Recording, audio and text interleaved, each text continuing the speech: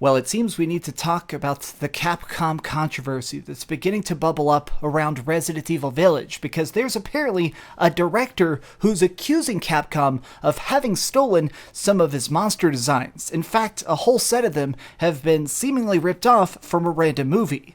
What's up, gamers? Dreamcastguy here, and over the course of the last couple days, the internet is completely on fire talking about Resident Evil 8. People are doing runs of it, seeing the monsters, doing fan art. I myself, I'm even doing speed clears of it at this point. Like, I love this freaking game, which is why I gave it a 9.5 when I reviewed it.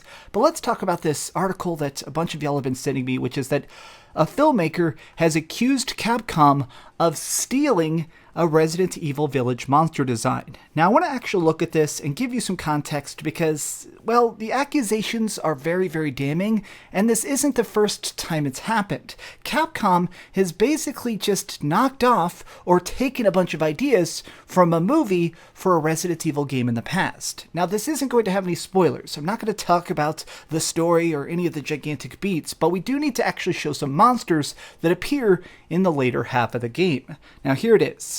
First, I felt angry, then proud, but now I see this and I feel sad. Clearly, this dude is very, very upset. Richard Raaphorst published a LinkedIn post this weekend claiming that the Japanese publisher had used his designs featured in his 2013 film without authorization. He is accusing them of plagiarism, which is a pretty freaking strong claim, but let's look at the evidence. The monster in question is the Sturm boss fight, who appears about midway through Village's story. As pointed out by Raaphorst, the Resident Evil boss is visually similar to a creature featured in Frankenstein's Army, his film which sees Soviet troops invading Germany and they encounter an undead mechanical soldier created by mad scientists. In the movie, the propeller monster is set on fire, much like how players do the same to the boss featured in Resident Evil Village. Now let's take a look at this evidence image itself real quick, just as a side-by-side.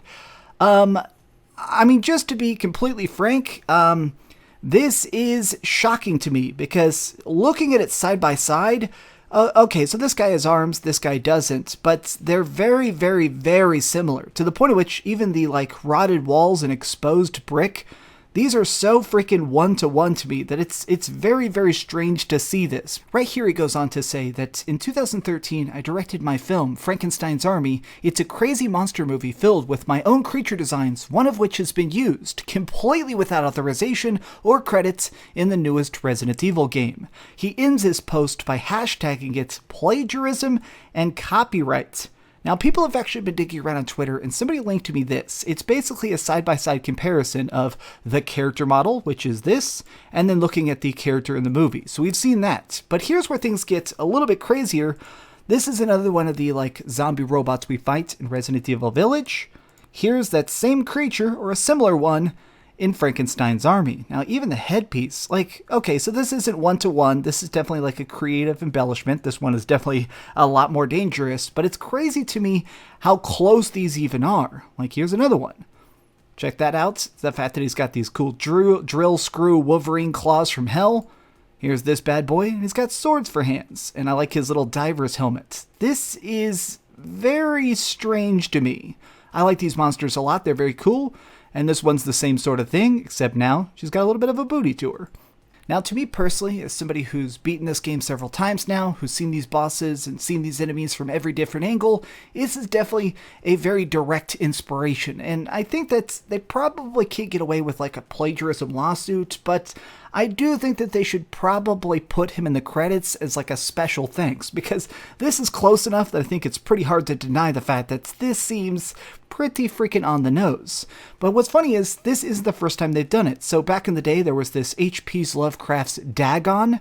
If you've never seen it, it's pretty freaking obscure, but basically, it's a huge inspiration for Resident Evil 4. It's got a bunch of crazy villagers. It's got hey, look, there's the freaking merchant just walking around from Resident Evil 4. If you actually read the plot synopsis for this movie, Dagon, it's pretty much an exact knockoff, or in this case, it's basically the inspiration of Resident Evil 4. The fact that it's about a hero who goes into a little Spanish village and everybody attacks him with pitchforks and machetes, and it turns out they're part of a big religious cult. And he even needs to have our hero push bookshelves to block doors and jump out windows when the villagers start to sprout tentacles.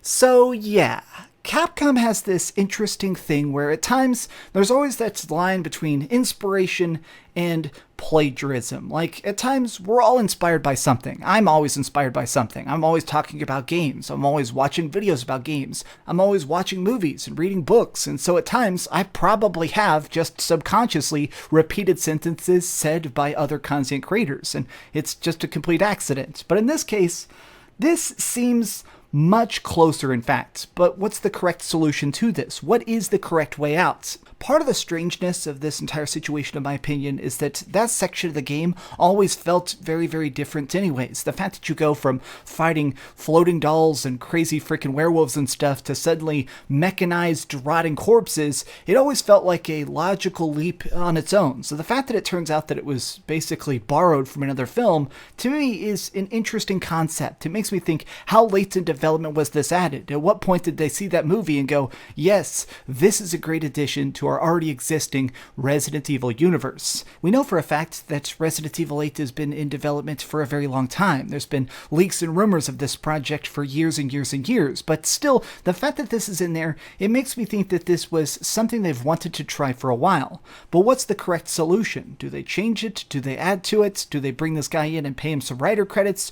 Who freaking knows? It's something I definitely have not seen ever before. I don't think I've ever seen a game just so one-to-one, very directly kind of pay homage to something that exists. What does kind of make me nervous about this situation is what happens next. What happens if this guy tries to sue Capcom? Like, I'm not sure how big or small he is, but if he does have a bunch of movie money and he gets an army of lawyers and tries to lock this game up, will it stall some downloadable content? Will they not be able to release new stuff until this all gets sorted out? I mean, this to me is a very murky situation, but I'm curious what you think. Please tell me your thoughts on this entire freaking situation, and also tell me what you've been thinking about Resident Evil 8 itself. Village to me has been such an absolute blast, I'm sure, as you can tell by the channel, because I did do a gigantic review of the game and also a spoiler talk, which are both just so fun. Just going into every aspect of this game is so incredibly fascinating, and I hope that there's some way that this all gets cleared up. I hope that everybody can leave the situation happy, because right now,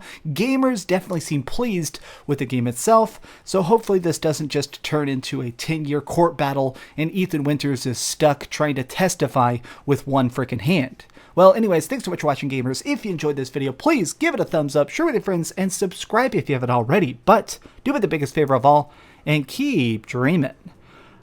I have beaten this game so many times, and I just want to keep running through it. This is one of those games that I feel like I can finish in a couple hours on the easiest difficulty, of course, but it's so fun. Like, every time. Capping monsters, the fact that there's such a wide range of beasties is so freaking nice. Which maybe that just means that they're going to turn out there's more inspirations out there we haven't discovered yet. Thanks so much for watching that video. If you want to see something else, you can always click this link to see what I put up last, or, subscribe and see what's coming up next. Also, I promise that whatever I do, it'll try not to suck.